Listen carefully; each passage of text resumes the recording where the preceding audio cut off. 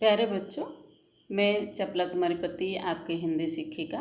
आज शुरू करते हैं भारत की खोज कक्षा 8 की हिंदी की पूरक पाठ्य पुस्तक, जिसके लेखक हैं पंडित जवाहरलाल नेहरू जी। आज पाठ शुरू करते हैं। नई समस्याएं हैं, उसमें अरब और मंगोल। हर्ष उत्तर भारत में एक शक्तिशाली साम्राज्य के शासक थे। उस समय अरब में इस्लाम अपना रूप ग्रहण कर रहा था। भारत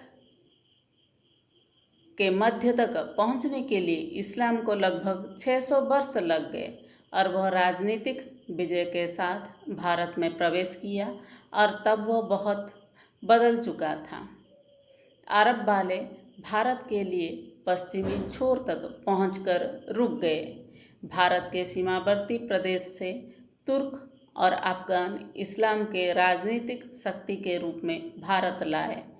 अरबों ने दूर दूर तक फैलकर तमाम इलाके फतह किए, लेकिन भारत में सिंध से आगे नहीं बढ़े। शायद भारत तब भी इन आक्रमणकारियों को रोकने में काफ़ी मजबूत था। इसका कारण अरबों के आंतरिक झगड़े भी हो सकते हैं। सिंध बगदाद की केंद्रीय सत्ता से अलग होकर छोटा सा स्वतंत्र राज्य था। भारत और अरब के बीच संपर्क बढ़ने लगे। दोनों ओर से यात्रियों का आना जाना शुरू हुआ। राजदूतावासों की अदला बदली हुई। भारत के पुस्तकें, गणित और खगोलशास्त्र बागदाद पहुंची। वहां उनका अरबी में अनुवाद हुआ। भारतीय चिकित्सक बगदाद गए। यह व्यापार और सांस्कृतिक संबंध उत्तर भारत ही नहीं दक्षिण तक फैला था, जिसमें राष्ट्रकूट ने अपनी पश्चिमी तट से व्यापार करते थे। इस तरह लगातार संपर्क में आने के कारण भारतीयों को इस्लाम धर्म की जानकारी हो गई थी। इसके प्रचार के लिए धर्म प्रचारक आए और मस्जिद बनी। कोई धार्मिक झगड़े नहीं हुए। उनका विरोध किसने नहीं किया। सभी धर्म का आदर और पूजा के प्रति सहनशीलता का व्यवहार भारत की प्राचीन परंपरा थी। इस तरह राजनीतिक रूप में इस्लाम आने से कई शताब्दी पूर्व ही भारत में इस्लाम आ गया था। महमूद गजनबी और अफगान। 1000 ई के आसपास अफगानिस्तान का सुल्तान महमूद गजनबी ने भारत आक्रमण आरंभ किया था।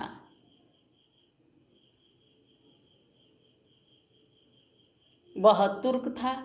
उसने बड़ी निर्ममता से कई आक्रमण किए, जिसमें बहुत खून खराबा हुआ। हर बार वह बहुत खजाना ले जाता था। इससे हिंदू धूल कणों की तरह बिखर गए और जो बचे रहे उनके मन में मुसलमानों के प्रति गहरी नफरत पैदा हो गई। महमूद के बहुत तबाही की थी। वह भारत के एक टुकड़े को लूटा था जो उसके ढाबे के रास्ते में पड़ता था। वह पंजाब और सिंध को अपने राज्य में मिला लिया। वह हर ढाबे के बाद गजनी लौट जाता था।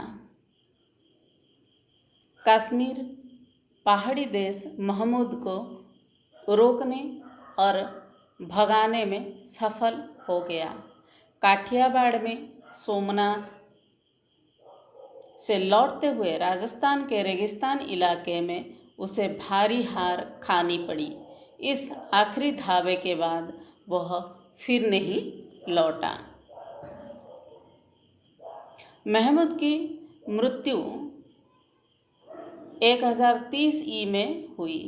इसके बाद शहाबुद्दीन गौरी नाम के अफगान ने गजनी पर राज किया और गजनवी वह अफगान लौट गया और 1 साल बाद लौटा। अब उसकी जीत हुई। 1192 में वह दिल्ली के तख्त पर बैठ गया। अफगानों को दक्षिण भारत के बड़े हिस्से तक शासन का विस्तार करने में 1.5 शताब्दी और लगी, लेकिन इस नई व्यवस्था में दिल्ली का स्थान महत्वपूर्ण और प्रतीकात्मक था। 12वीं शताब्दी के अंत में आने वाले अफगानों की बात कुछ और थी। वे हिंदी आर्य जाति के लोग थे। लंबे समय तक अफगानिस्तान भारत का हिस्सा होकर रहा। 14वीं शताब्दी के अंत में तैमूर भारत में आकर दिल्ली सल्तनत को ध्वस्त किया। वह दिल्ली आया और लौट गया। दिल्ली मुर्दों का शहर बन गई। पंजाब के कुछ हिस्से और दिल्ली को भयानक विपत्ति झेलनी पड़ी। दिल्ली को मौत की नींद में उठने में कई वर्ष लगे। तैमूर के हमले ने साम्राज्य को तोड़ दिया। दक्षिण भारत में 2 बड़े राज्य कायम हुए थे। गुलबर्ग में गजनवी और विजयनगर का हिंदू राज्य था। दक्षिण भारत में विजयनगर सबसे बड़ी और शक्तिशाली रियासत थी। पता चलता है कि विजयनगर शहर सबसे सुंदर और समृद्ध था। उस समय उत्तर भारत में बाबर 1526 पानीपत के प्रसिद्ध मैदान में दिल्ली के सिंहासन को जीत लिया। भारत में मुगल साम्राज्य की नींव उसी ने डाली। सामान्य और मिलीजुली संस्कृति का विकास कबीर, गुरु नानक और अमीर खुसरो। भारत पर आक्रमण तुर्कों में महमूद और अफगानों ने किया था।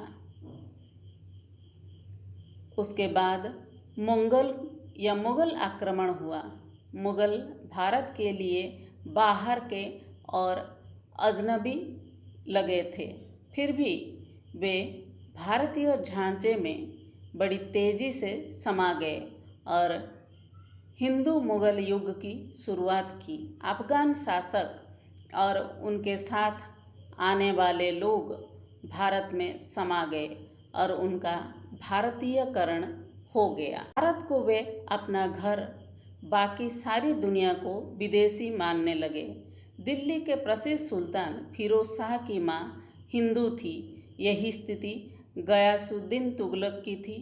दक्षिण में गुलबर्ग के मुस्लिम शासक ने विजयनगर की हिंदू राजकुमारी से बहुत धूमधाम से विवाह किया था। इस दौर में कुशल प्रशासक का विकास हुआ और यातायात के साधन में विशेष रूप से सुधार हुआ, मुख्यतः सैनिक के कारण से। शहंशाह उसने मालगुजारी व्यवस्था की नींव डाली, जिसका विकास आगे चलकर अकबर ने किया। अकबर के प्रसिद्ध राजमंत्री टोडरमल की नियुक्ति पहले शहंशाह ने की थी। हिंदुओं के क्षमता का अफगान शासक अधिकाधिक करते थे। भारत और हिंदू धर्म पर अफगानों की विजय का दोहरा प्रभाव पड़ा। तत्काल प्रभाव यह पड़ा कि लोग दूर भागकर दक्षिण की ओर चले गए। दूसरी ओर विचारों और जीवन दोनों में इस विदेशी ढंग की ओर धीरे धीरे लोगों का रुझान पैदा हुआ। परिणामतः सामान्य अपने आप बढ़ने लगा। वास्तुकला की नई शैलियाँ उपजी, खाना पहनना बदल गया और जीवन अनेक रूपों में प्रभावित हुआ। यह समन्वय संगीत में विशेष रूप से दिखाई पड़ा। भारत की प्राचीन शास्त्रीय पद्धति का अनुसरण करते हुए उसमें कई भाषाओं में विकास किया। फारसी भाषा राजदरबार की सरकारी भाषा बन गई। जिन दुर्भाग्यपूर्ण बातों में वृद्धि हुई उनमें पर्दा प्रथा थी। औरतों को पर्दे रखने की प्रथा उन इलाकों में उच्च वर्ग में विशेष रूप में फैली जहां मुसलमानों का प्रभाव अधिक था, यानी उस मध्य और विशाल पूर्वी प्रदेश में जिसमें दिल्ली, संयुक्त प्रांत, राजपूताना, बिहार और बंगाल आते हैं। लेकिन अजीब बात यह है कि पंजाब और सरहदी सूबे में जो मुख्यतः मुस्लिम इलाके थे, पर्दे की प्रथा उतनी कड़ी नहीं थी। दिल्ली में अफगानों के प्रतिष्ठित होने के बाद समन्वय का एक रूप ले रहा था। इसमें अधिकतर परिवर्तन उच्च वर्गों में, अमीर उमराव में हुए। देहाती जनता पर इसका प्रभाव नहीं पड़ा। उत्तर भारत में दिल्ली और संयुक्त प्रांत में इसके केंद्र बने। आर्य संस्कृति का एक बड़ा हिस्सा दक्षिण भारत की ओर खिसक गया, जो हिंदू रूढ़िवादिता का गढ़ बन गया। जौनपुर संयुक्त प्रांत में एक छोटी सी मुस्लिम रियासत खड़ी हुई। पूरी 15वीं शताब्दी के दौरान यह रियासत कला, संस्कृति और धार्मिक सहिष्णुता का केंद्र रही। आम भाषा हिंदी को प्रोत्साहित किया। इस समय कश्मीर में स्वतंत्र मुस्लिम शासक ज़ैनुलाब्दीन को उसकी सहिष्णुता और संस्कृति के अध्ययन और प्राचीन संस्कृति को प्रोत्साहित करने के कारण बहुत यश मिला। पूरे भारत में एक नई उत्तेजना सक्रिय थी और नए विचार लोगों को परेशान कर रहे थे। इस बीच कुछ नए ढंग के सुधारक खड़े हुए जिन्होंने इस समन्वय का जानबूझकर समर्थन किया और वर्ण व्यवस्था की निंदा की। 15वीं शताब्दी में दक्षिण में रामानंद और उनके प्रसिद्ध शिष्यों में गुरु नानक, जो सिख धर्म के संस्थापक माने जाते हैं, इस्लाम के एकेश्वरवाद ने हिंदू धर्म को प्रभावित किया और हिंदुओं के अस्पष्ट बहुदेववाद का प्रभाव भारतीय मुसलमान पर पड़ा। विदेशी तत्वों को भारत अधिक आत्मसात होने का सबसे महत्वपूर्ण संकेत उनके द्वारा देश की आम भाषा का प्रयोग था। आरंभ के लेखकों के सबसे प्रसिद्ध अमीर खुसरो थे। वे तुर्क थे। उनका परिवार 3 पीढ़ियों से यहाँ बसा हुआ था। वे 14वीं शताब्दी के दौरान कई अफगान मुसलमान सुल्तान शासनकाल में रहे। वे फारसी के चोटी के कवि थे। उन्हें संस्कृत का ज्ञान था। वे महान संगीतकार थे। वे संगीत में कई मौलिक उद्भावनाएं की थी। लोकप्रिय तंत्रवाद्य सितार का आविष्कार भी उन्होंने किया था। उन्होंने कई विषयों में रचना की है। धर्म, तर्कशास्त्र, भाषा और व्याकरण, संगीत, गणित, विज्ञान का फल है। उनके प्रसिद्धि का आधार उनके लोकप्रिय गीत हैं, जिन्हें बोलचाल के सामान्य हिंदी में लिखे थे। उन्होंने विभिन्न ऋतुओं और विभिन्न पहलुओं पर गीत लिखे हैं। वे गीत अब भी उत्तर और मध्य भारत में सुनाई पड़ते हैं। उन्होंने अनगिनत पहेलियाँ भी लिखी। अपने लंबे जीवन काल में अपने गीतों और पहेलियों के लिए बहुत प्रसिद्ध हो गए थे। ऐसा कोई मिसाल नहीं मिलती जहाँ 600 साल पहले लिखे गए गीतों की लोकप्रियता आम जनता के बीच बराबर बनी रही और बोली में बिना परिवर्तन किए उसी तरह गाए जाते हों। बाबर और अकबर भारतीयकरण की प्रक्रिया। अकबर मुगल खानदान का तीसरा शासक था, फिर भी साम्राज्य की बुनियाद उसने पक्की की। बाबर 1525 में दिल्ली पर विजय प्राप्त की और उसके 4 वर्ष के भीतर उसकी मृत्यु हो गई। उसका ज़्यादातर समय युद्ध में और आगरा में एक भव्य राजधानी बनाने में बीता। उसने कुतुबुनिया के वास्तुशिल्प को बुलाकर वह काम कराया था। बाबर का व्यक्तित्व आकर्षक, नई जागृति का शहजादा, बहादुर और साहसी, कला और साहित्य तथा अच्छे रहन सहन का शौकीन था। अकबर इससे भी अधिक आकर्षक और गुणवान है। वह बहादुर और दुस्साहसी, योग्य सेनानायक और इनके सबसे अलावा विनम्र और दयालु है, स्वप्नदर्शी है। वह लोगों के दिलों और दिमाग पर विजय हासिल करना चाहता था। अखंड भारत का पुराना सपना उसमें फिर आकार लेने लगा। 1556 से आरंभ होने वाले अपने लंबे शासनकाल में बाबर इस लक्ष्य की पूर्ति के लिए कोशिश करता रहा। बहुत से स्वाभिमानी राजपूत सरदारों को अपनी ओर मिला लिया। अपने राजपूत राजकुमारी से शादी की। उसका बेटा जहांगीर का बेटा शाहजहां भी राजपूत माँ का बेटा था, इसलिए यह तुर्क या मंगोल होने की अपेक्षा कहीं अधिक भारतीय था। राजपूत राजघरानों से संबंध बनाने से उसका साम्राज्य बहुत मजबूत हुआ। इससे केवल सरकार, प्रशासन, सेना को ही नहीं, कला, संस्कृति और रहन सहन को भी प्रभावित किया। लेकिन अकबर को मेवाड़ के राणा प्रताप की अभिमान दमन करने की सफलता नहीं मिली। राणा प्रताप उसे विदेशी समझता था।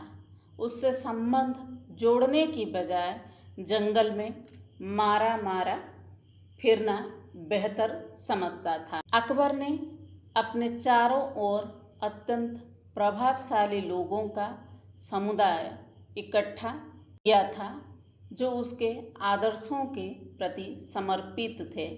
इन लोगों में और अब्दुल फजल नामक 2 भाई, बिरबल राजा मानसिंह और अब्दुल रहीम खाना शामिल थे।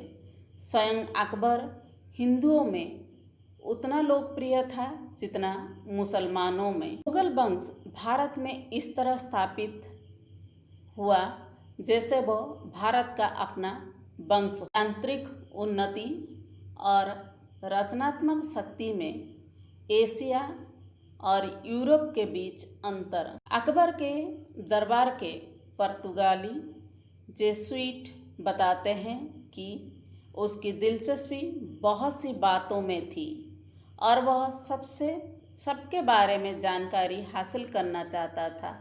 उसे सैनिक और राजनीतिक मामलों का पूरा ध्यान था। साथ ही वह बहुत सी यांत्रिक कलाओं का भी जानकार था, लेकिन संसार के दूसरे हिस्सों में क्या हो रहा है उसका ध्यान उस तरफ नहीं गया। इस तरह भारत की सामाजिक स्थिति में अकबर भी कोई बुनियादी अंतर पैदा नहीं कर सका। उसके बाद भारत ने अपना गतिहीन और अपरिवर्तनशील जीवन अपना लिया। सिंहासन के लिए शहजादों में लगातार युद्ध होते रहे और केंद्रीय सत्ता कमज़ोर पड़ती गई। वास्तुकला की दृष्टि से दिल्ली और आगरा में सुंदर इमारतें तैयार हुई। प्रेरित वास्तुकारों निर्माताओं ने आगरा में ताजमहल को मोहब्बत भरे हाथों से खड़ा किया। विदेशी आक्रमणकारियों और इस्लाम का भारत पर गहरा प्रभाव पड़ा। इससे हिंदू समाज में बुराइयां घर कर गई थी। जात पात की संघाड़, अछूत प्रथा और अलग अलग रहने की बढ़े बेढंग प्रवृत्ति इस विचारात्मक टकराहट से आंदोलन उठ खड़े हुए, जिनका उद्देश्य धार्मिक समन्वय करना था। इस प्रभाव से लोगों ने धर्म परिवर्तन किए। ऊंची जाति के लोग में व्यक्ति कभी अकेले धर्म परिवर्तन करता था, लेकिन निम्न वर्ग में सारा गांव धर्म परिवर्तन कर लेता था। इसलिए उनका सामूहिक जीवन और कामकाज चलते रहे, केवल पूजा करने की तरीके बदल गए। इस तरह कपड़ा बुनने का काम ज़्यादातर हिस्सों में मुसलमान ही करते हैं। लंबे संपर्क के कारण भारत के हिंदुओं और मुसलमानों में बहुत सी समान विशेषताएं, आदतें, रहन सहन के ढंग और कलात्मक रुचियां विकसित हुई। एक दूसरे के त्योहारों और जलसों में शामिल होते थे, एक ही भाषा बोलते तथा बहुत कुछ एक ही तरह के रहते थे और एक जैसी आर्थिक समस्याओं का समाधान भी करते थे। यह तमाम आपसदारी और एक साथ रहना सहना उस वर्ण व्यवस्था के बावजूद हुआ। औरतों में पर्दों में अलग थलग रहने से सामाजिक जीवन में विकास में रुकावट आई। गांव की आम जनता में जीवन मिला जुला था, उसमें सहिष्णुता ही अधिक थी। लोकगीत भी एक ही थे। इनमें ज़्यादातर लोग किसान, दस्तकार और शिल्पी थे। मुगल शासनकाल में हिंदुओं ने फारसी में और मुसलमानों ने संस्कृत और हिंदी में लिखा। इनमें दो प्रसिद्ध कवि हैं, मलिक मोहम्मद जायसी जिन्होंने पद्मावत लिखा, और दूसरे अब्दुल रहीम खान खाना जो अकबर के दरबार के अमीरों में थे। रहीम अरबी, फारसी और संस्कृत तीनों भाषाओं के विद्वान थे और उनकी हिंदी कविता का स्तर बहुत ऊंचा था। वे शाही सेना के सिपाहसालार रहे। वे राणा प्रताप के प्रशंसा के गीत लिखे हैं जो अकबर से युद्ध करते रहे। तो धन्यवाद बच्चों।